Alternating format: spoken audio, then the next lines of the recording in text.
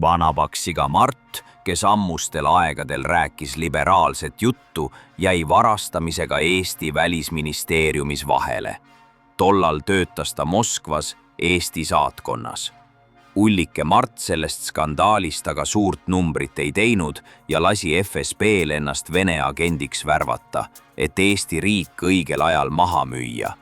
Vastutasuks hunniku rublade eest pidi Mart Eestis konservatiivse erakonna looma ja võimule saama. Putini plaan Euroopa alistada hõlmas konservatiivsete ullikeste võimule upitamist Euroopas. Nii nagu suur juht ja õpetaja Putin Mardile ütles, nii Mart ka tegi. Eestisse naasnuna hakkas ta kohe konservatiivset juttu ajama ja tegi enda partei.